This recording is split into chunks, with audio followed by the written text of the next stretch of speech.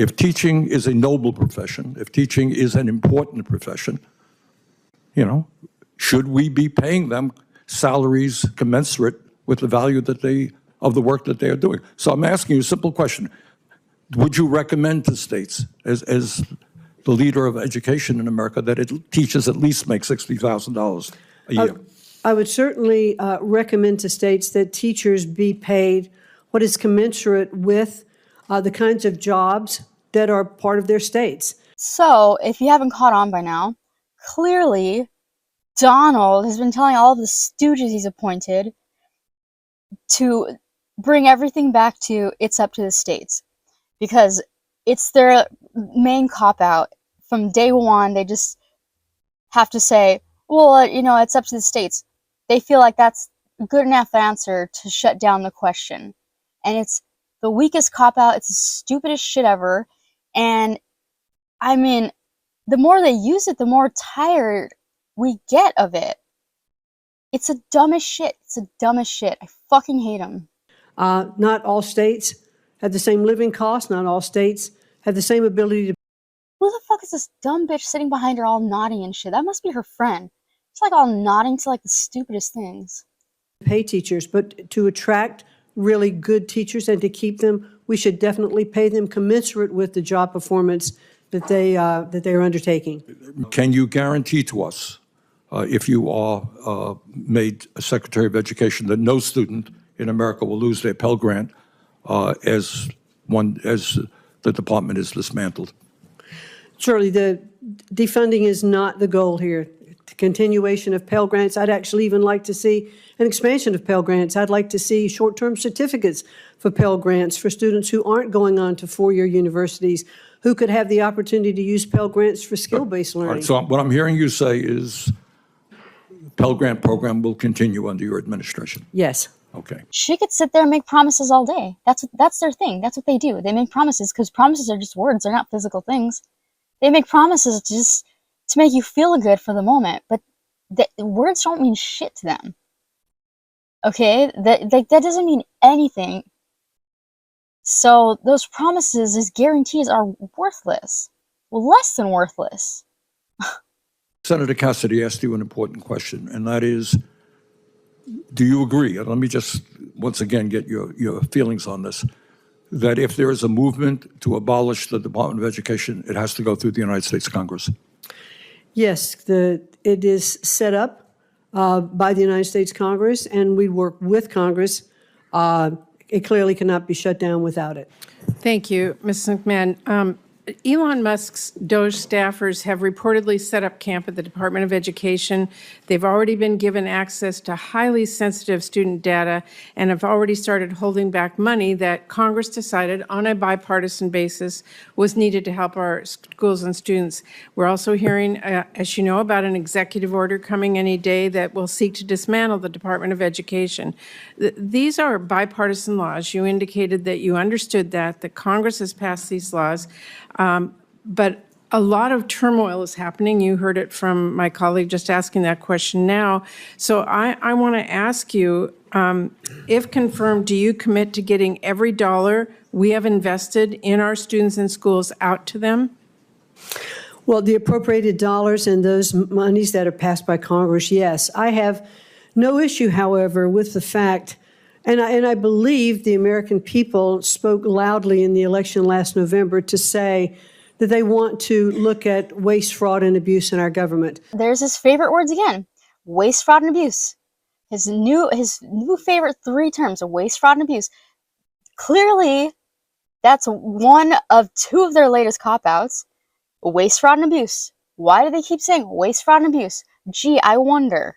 So DOJ, there are a couple of implants at the Department of Education, as there are with agencies throughout the district, and they're doing an audit. Right, You know, I understand an audit, but when Congress appropriates money, it is the administration's responsibility to put that out as directed by Congress, who has the power of the purse. So what will you do if the president or Elon Musk tells you not to spend money Congress has appropriated to you? Notice how much they dance around the fact that, okay, if Elon or Donald ask you not to spend that money, even though you're supposed to spend that money on said thing. Notice how they dance around it. And they say, well, of course I would do that, although it'd be better to look into it before giving them money. It's like, you guys are making it so obvious. You're making it so obvious. You're fuck-ups. We hate you more and more every day. You're fucking dumbasses. You're making it obvious. You're blowing it for yourself. Just fucking quit already. We will certainly expend those dollars that Congress has passed, but I do think it is worthwhile to take a look at the programs before money goes out the door. It's much easier. It is much I easier understand that, but to the stop the money as it's going out the by door law than is it is to claw it back. Process by law is that you look at that, you make recommendations to Congress, and we implement those laws. So, I mean, the question really is, who decides how much federal funding public schools get in Seattle, where it's already been allocated? The school district or Elon Musk or Congress? And I think Congress has been pretty clear that the purse lies here. We pass our appropriations bills. We expect those programs to come. If you have input, if you have programs you have looked at that you believe are not effective, then it is your job to come to us, explain why, and get the support for that. Let me move on. Ms. Mann, I believe that our nation's students, families, and taxpayers do want true accountability. They do want improvement in our schools. National assessment results, as you well know, released a few weeks ago, show that our lowest performing students continue to fall furthest behind. So I want to ask you, what specific actions will you take to implement the ESSA law? I'm not looking for an exhaustive list, but can you name a couple of the requirements that are in that law that you will make sure are implemented? Well, Senator, thank you. And I would look forward to working with you in the committee, understanding more about the ESSA laws. Do you know what the requirements are? Do you know about the requirements for targeted support improvement schools or the annual report card requirement? Can you name any of the requirements Yes, that are in that? I have read through ESSA, and I do know, it's very interesting. It's how I really got into education in the first place, was when No Child Left Behind was in place. But there are no requirements that you can tell me right now that you will make sure, as Secretary of Education, you will implement? No, I want to study it further and get back to you with that, and I'll be happy to do that. Okay. They never have the fucking answer. They always say, oh, well, I'll have to look into that more. When it's something so big, they never have the fucking answer. That alone should be like an immediate fire. Like, you're fucking fired if you don't even know the most basic shit of your role.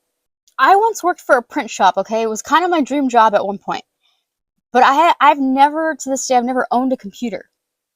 Especially because this was a time where the towers of a computer, of a home computer, home computer, there were no towers anymore.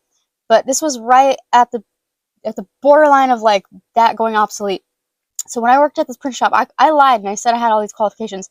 He told me to edit something on Photoshop, and I could not find the fucking tower of the computer.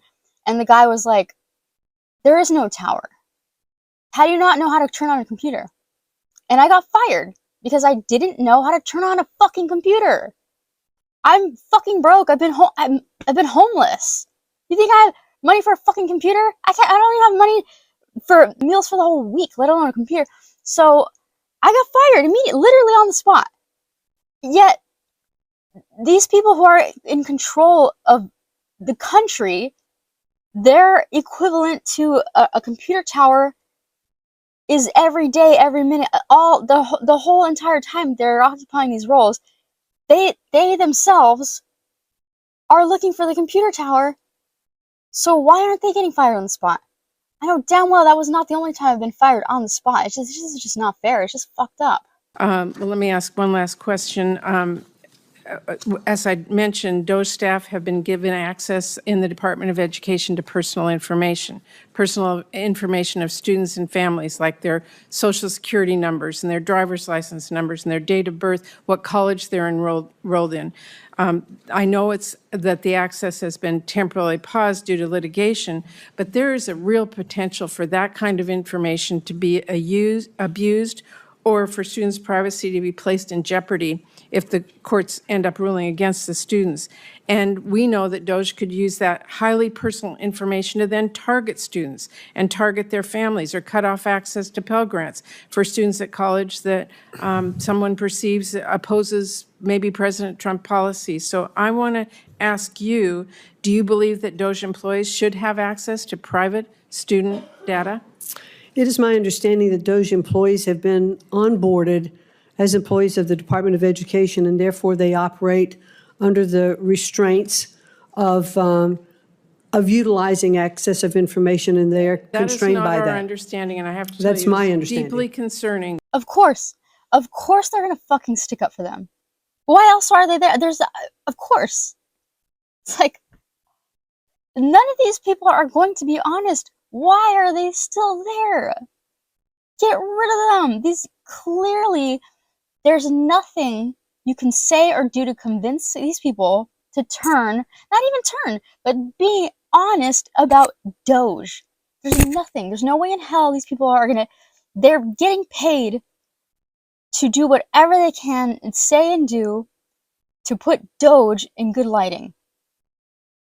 We're fucking so doomed. It's so enraging. It's fucking enraging. That we have DOJ staffers, we don't know who they are, they're not held accountable, getting access to students' private information. I think that should frighten everyone. Well, again, I'm not there Thank you, Madam yet. Chair. So I'm not there yet, but it is my understanding that they are onboarded fully I hope employees. if you do get there that you make sure that students' private information is not given to someone who's no idea what they have, or we have no idea how they're using it. Thank you, Ms.